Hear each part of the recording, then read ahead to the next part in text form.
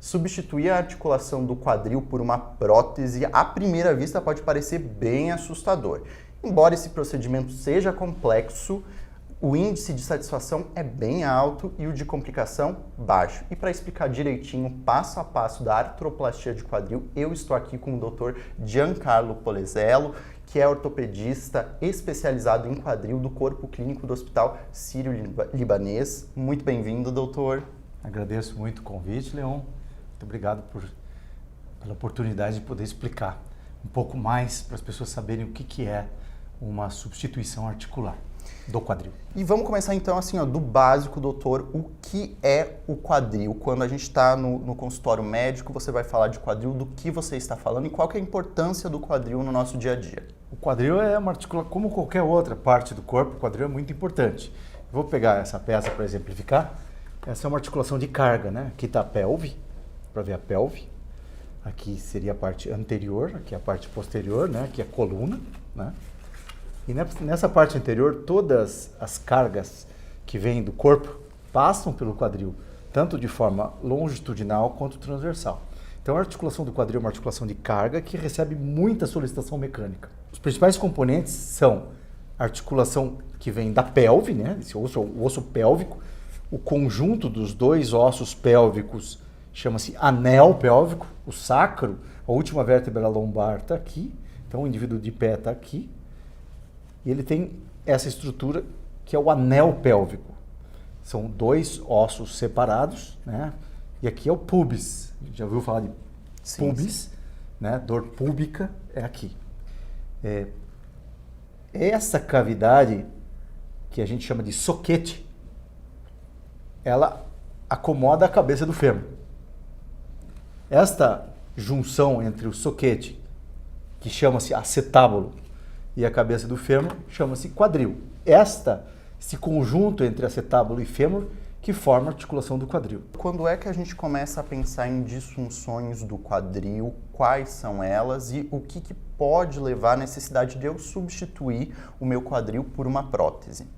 Então, várias doenças podem afetar a cartilagem, porque aqui eu te mostrei osso com osso, né? Uhum. Se eu te mostrar como que é a anatomia no ser humano mesmo, na extremidade do fêmur, que eu já te mostrei o que é, e dentro do acetábulo existe uma camada de cartilagem, que são células, como essa da orelha, do nariz aqui, um pouquinho mais espessa, que é formada por condrócitos. Então, do latim condro é cartilagem, cito é célula. Então, células de cartilagem que recobrem tanto o lado acetabular quanto o lado femoral.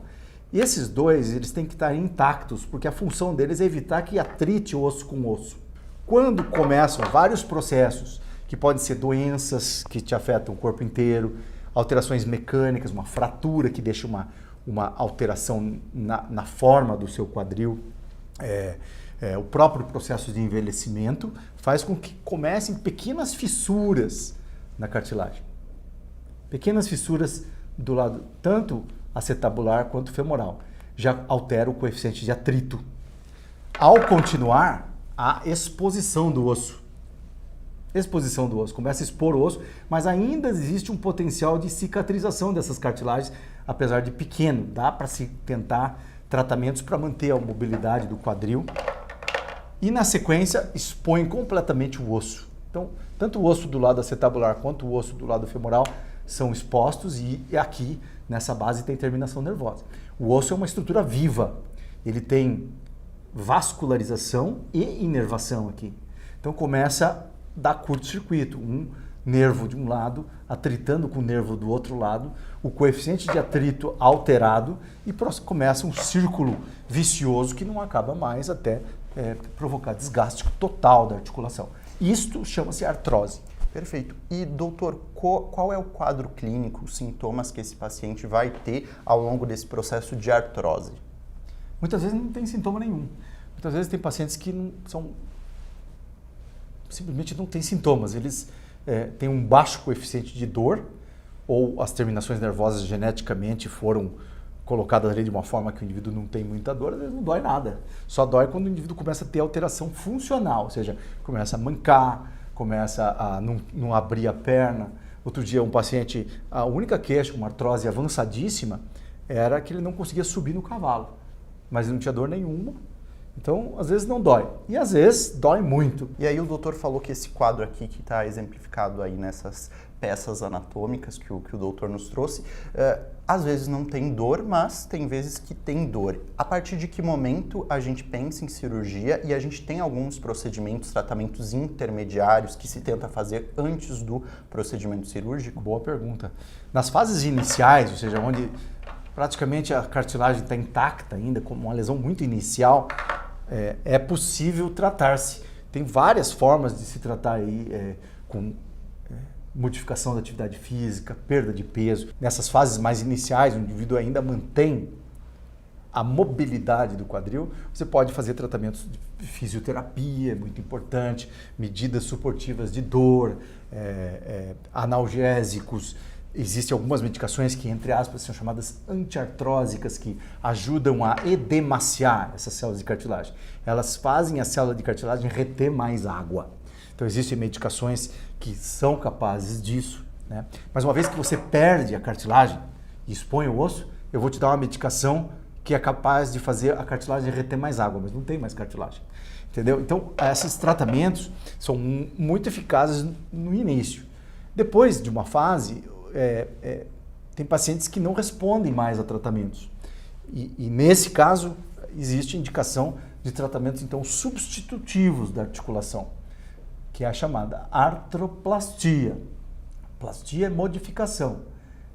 E artro é articulação. Então, uma modificação articular. Nós vamos modificar essa articulação para que ela se torne saudável e indolor de novo. Então, a prótese fica assim, né? Esse componente é implantado no acetábulo, que é esse aqui. Ele só substitui a superfície articular. Então, não é uma coisa... Quando falam prótese total, pensa, tirei o quadril inteiro, substituí tudo. Não, eu troquei a totalidade da articulação. Eu tirei o componente, o acetábulo que estava doente, coloquei isso aqui normalmente é titânio ou esse componente metálico aqui. Ele é feito de titânio, ou cromo, cobalto, molibdênio. Tem várias coberturas aqui para fazer o osso crescer na prótese.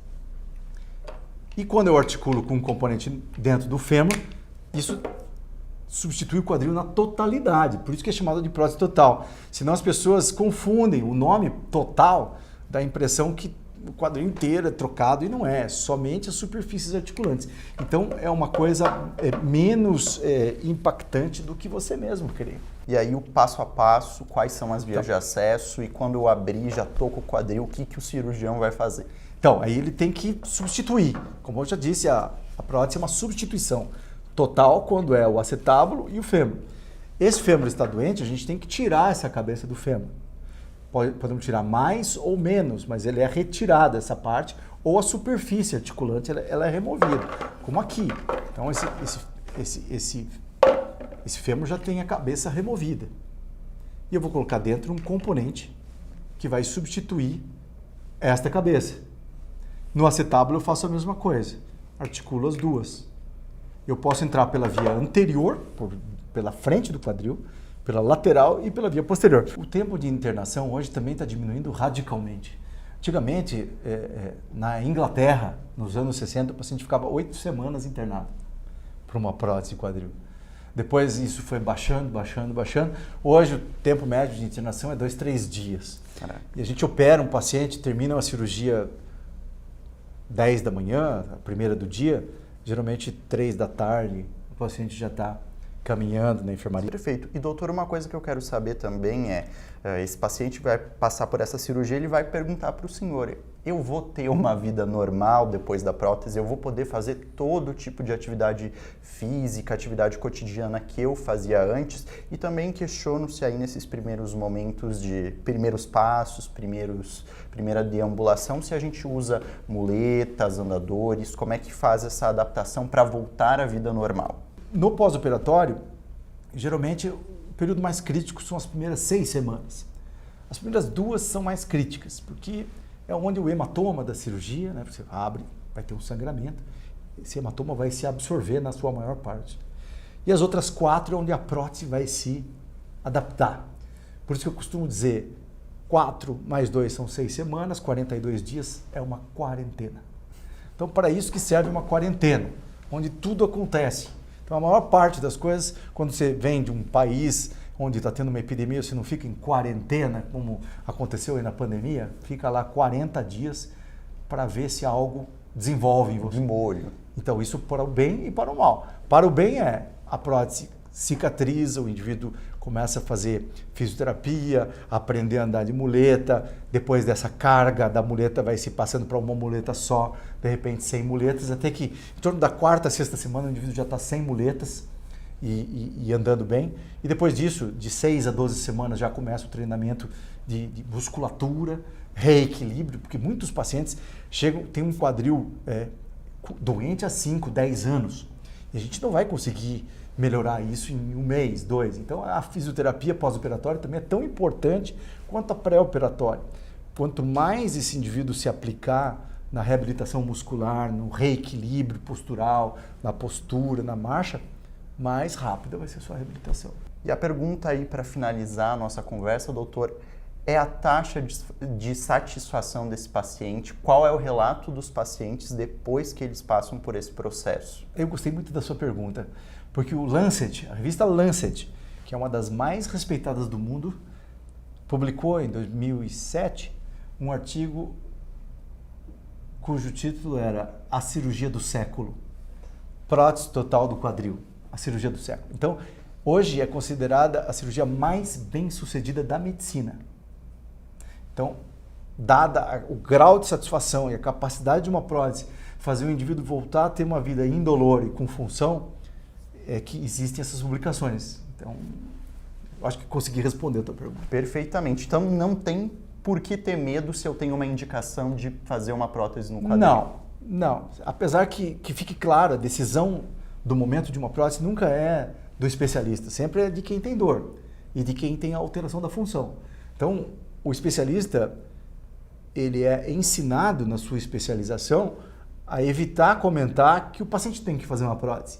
Quem decide o momento de uma prótese sempre é o paciente com a sua dor. Ele que tem que pedir para o cirurgião que faça uma prótese ou que tome uma providência para tirar ele daquele sofrimento. Perfeito. Queria agradecer ao doutor pelos esclarecimentos. Muito obrigado mesmo. Ótimo.